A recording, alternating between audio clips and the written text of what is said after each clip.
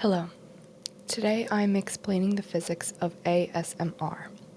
If you are familiar with ASMR, this video will be soft-spoken and will include some triggers such as brushing, light tapping, who knows what else. We'll see how it goes. If you are unfamiliar with ASMR, it stands for Autonomous Sensory Meridian Response, and it is a type of tingling sensation that some people get from perceiving soft sounds, visuals such as hand movements, touches or perceived touch, smells, and other triggers. And they aren't just perceived through video, you can perceive them in real life. The term was first coined in 2010 by Jennifer Allen, and the concept took hold on YouTube into one of the most popular subgenre videos on the site. People who create ASMR videos are known as ASMR artists. ASMR videos are mostly geared towards triggering the tingling sensation audibly, usually by whispering, and repeating. Speaking softly, lightly tapping,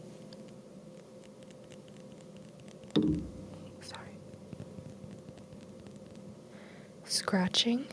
I had something that I was going to scratch.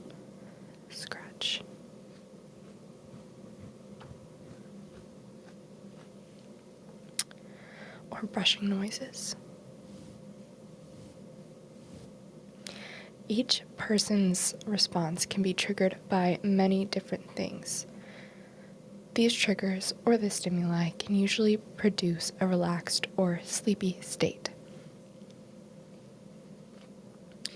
To understand how ASMR works, we are going to first look at how ASMR artists record sound and they upload it to YouTube so that you, the viewer, can enjoy it.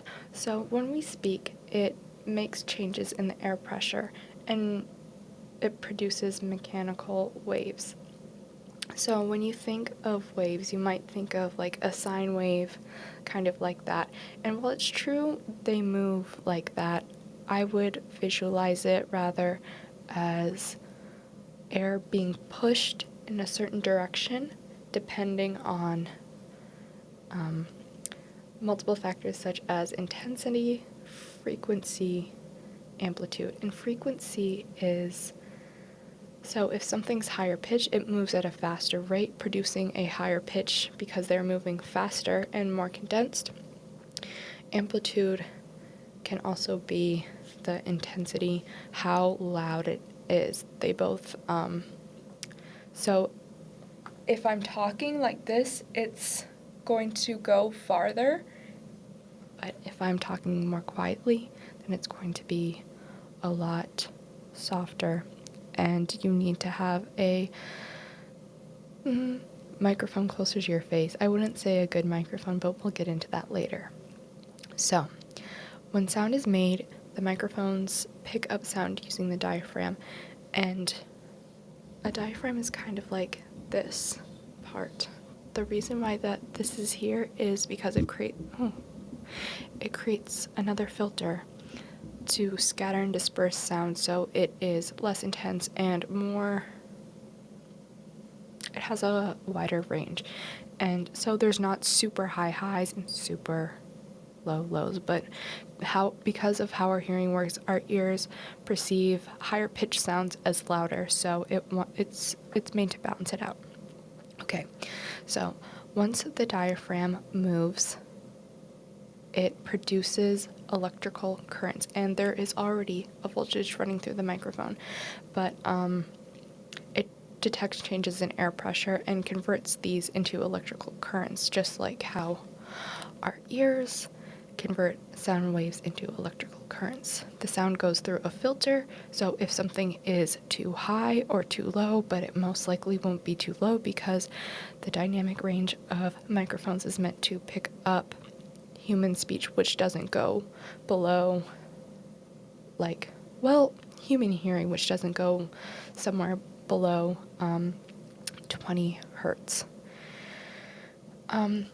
So once it goes through the filter, these electrical currents are converted into information by taking samples or one measurement of amplitude. Most microphones have a standard sampling rate of 44.1 kilohertz, or 44,100 samples per second. So it is pretty precise and pretty accurate to how it sounds in real life. The higher the sample rate, the more accurate the playback will be. Recording sound is when you take these signals or electrical currents and you convert them into a code and are stored in bytes. And usually this is done in binary, and it goes through a compression and filtering process depending on the program. I'm using the Rodecaster. Most recording facilities do this automatically, so it makes it a lot simpler. But this is why there are MP3s versus MP4s.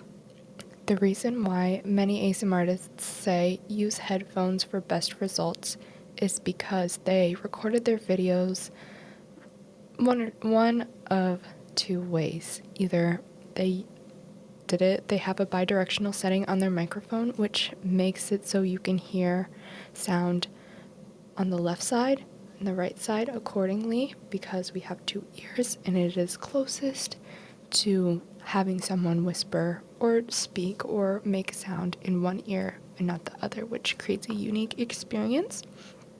Or they used a stereophonic microphone which has two channels, usually left and right, or they used two microphones, but the sound has been processed as one sound, so it gives the effect of left and right. We will get into microphones later, but first we should understand how microphones work first. So, microphones and speakers kind of work the same way, but opposites. Also, speakers include headphones. So, when you click on a video, it begins the playback process. When you press the video, it begins the playback process, and the information stored in these bytes or information is converted back into electrical currents. Well, they are already electrical currents, and then they are converted back into sound waves. When a recording is played, it moves the diaphragm of the speaker back and forth in the same way that the microphone's diaphragm moved, except on a larger scale, creating the same change in air pressure that occurred when the recording was taken. Now that we are listening to the sound in the video, how does it work in our heads? So, we're watching a video and audio is playing through our headphones. When we hear sound, the waves or vibrations that cause the sound first travel through the ear canal of the outer ear until it reaches the eardrum. The eardrum, or the tympanic membrane, begins to vibrate just like the film on a drum, or a diaphragm on the microphone, or how the speakers work. And this converts the sound waves into mechanical energies. 3 bones attached to the eardrum, called the malleus, incus, and stapes, are set in motion by the mechanical energy and move a little snail-shaped part called the cochlea, which converts the mechanical energy into hydraulic energies, which move tiny little hairs in the cochlea called cilia. Cilia are attached to auditory nerves, which convert the hydraulic energy to electrical energy and impulses in the brain, which are then processed in the brain using the brainstem and the thalamus to interpret the source of the sound. The primary auditory cortex in the left hemisphere interprets the frequencies and intensity.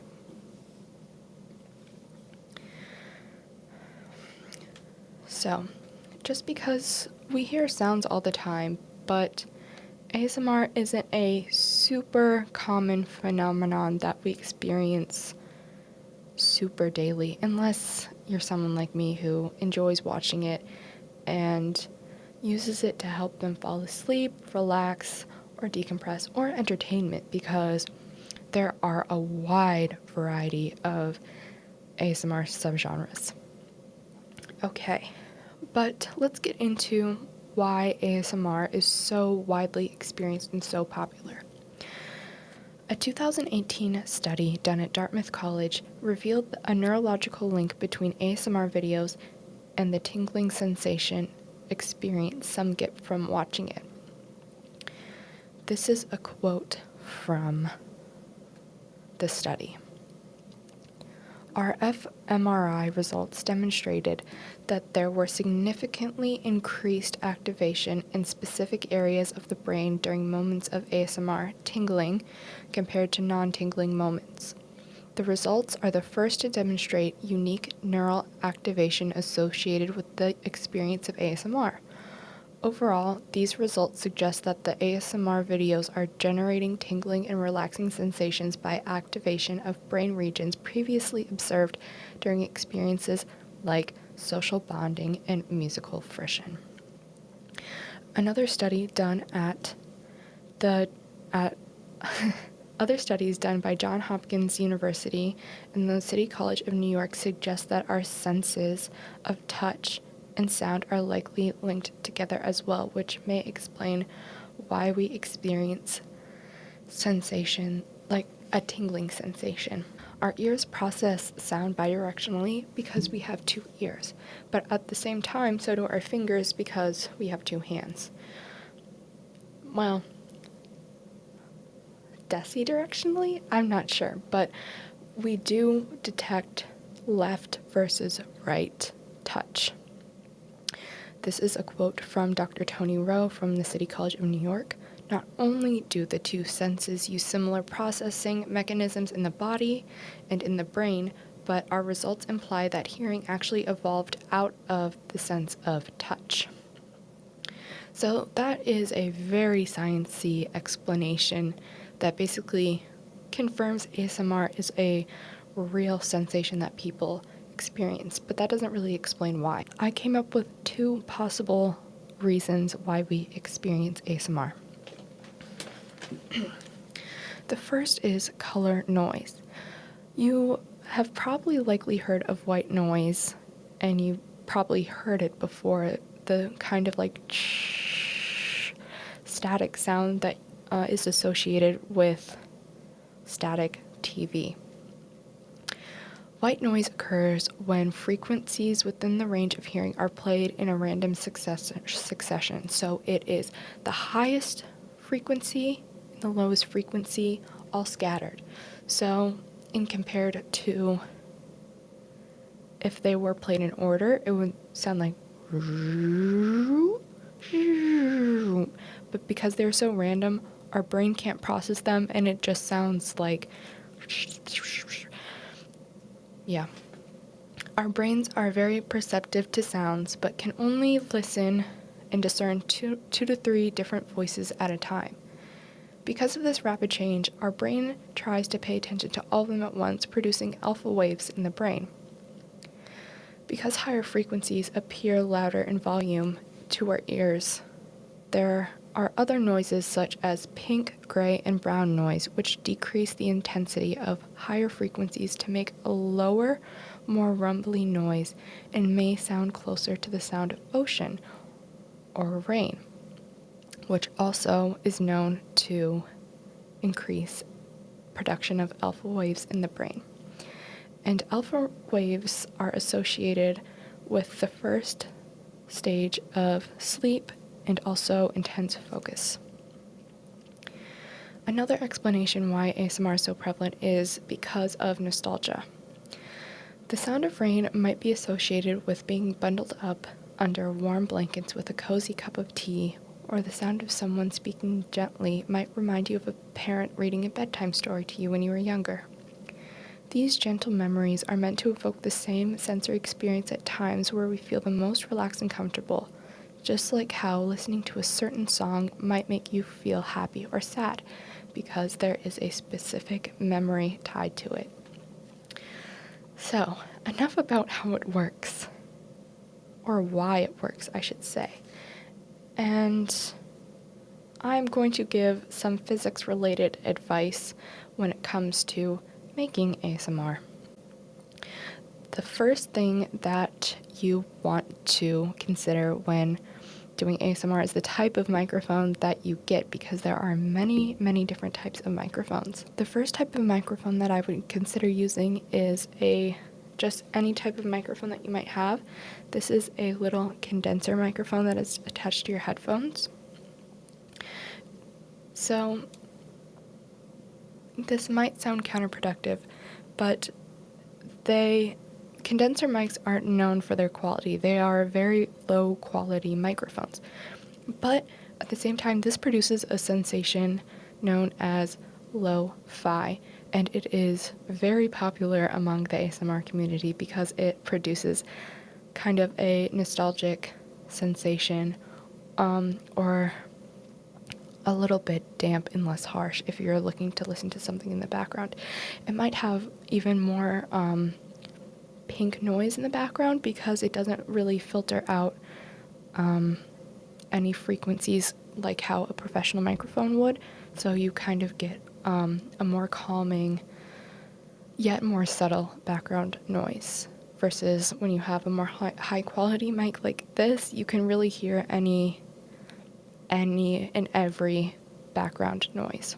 The next microphone that I would consider using is the Blue Yeti, and this is among one of the most popular microphones within the ASMR community.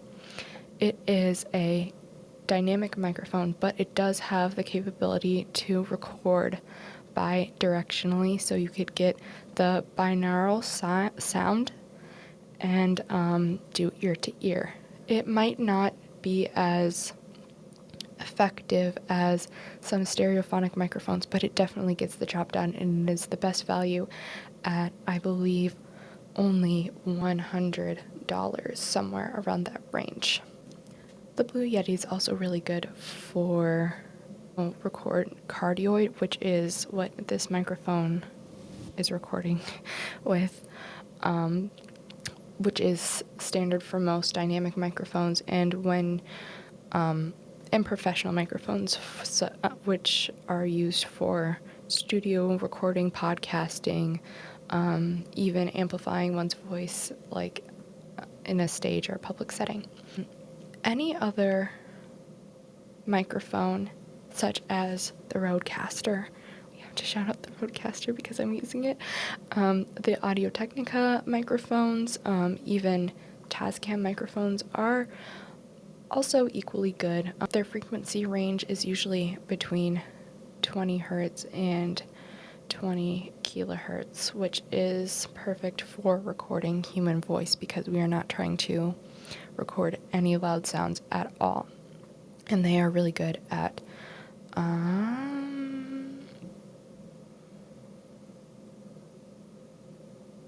let me see.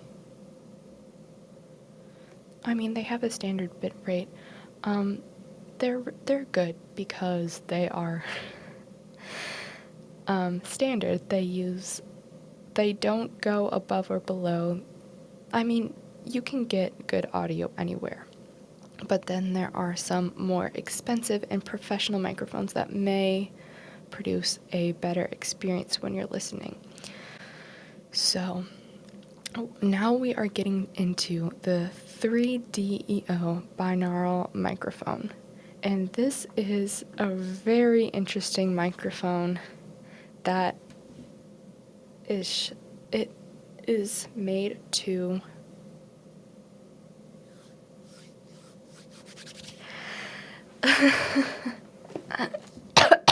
excuse me.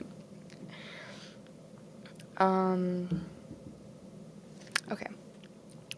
Next, we are getting into the 3DEO binaural microphone, and this is a really special microphone that is used by professional ASMR artists You'll see the most popular ASMR artists usually use this one if they are. It's good. It's good.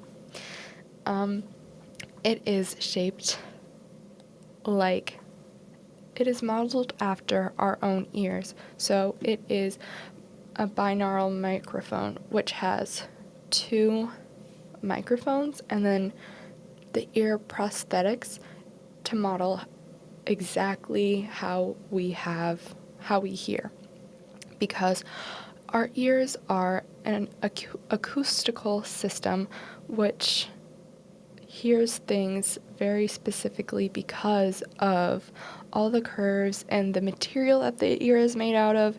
It produces a really unique sound to our ears, which is replicated by the 3DEO microphone.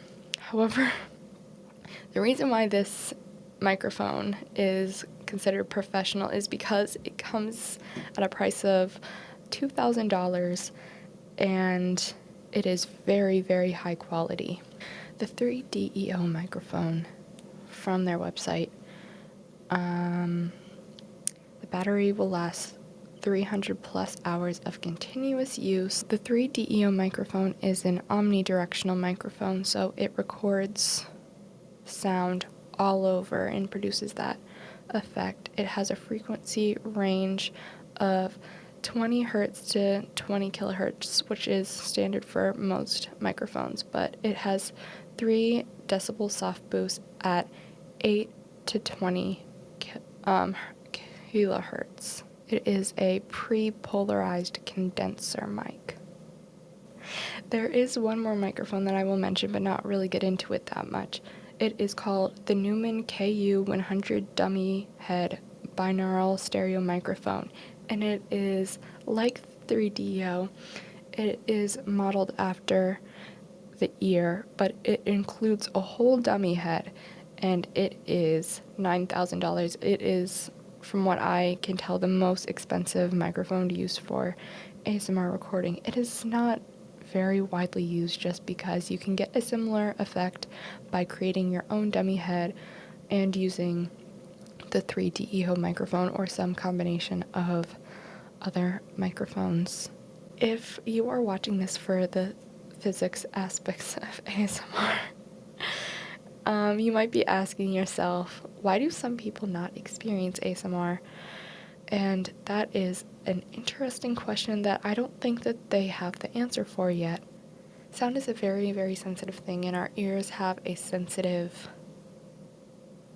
very sensitive. We can hear the slightest change in frequency, and we can detect the slightest change in sound intensity level. And to some people, it might be considered annoying. It might make it difficult for them to concentrate just because we react to different sounds in different ways. And while it's not for everyone, it can be really, really helpful for others. And I hope this video may have explained something that you didn't know, whether it's about physics or ASMR. Thanks for watching. Bye.